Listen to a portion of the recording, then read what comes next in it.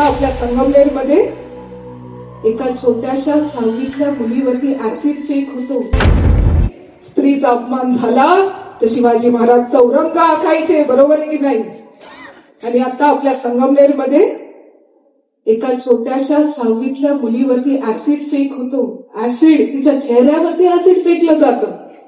15 दिवस उलटून गेलेत, अजून आरोपी माहित नाही कोण.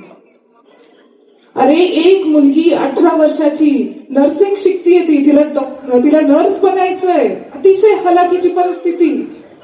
एका मुलाला तिच्या समाजाच्या ती लग्न करायला नकार देते, तर तिला किती वेळा चाकूने तिला मारलंय.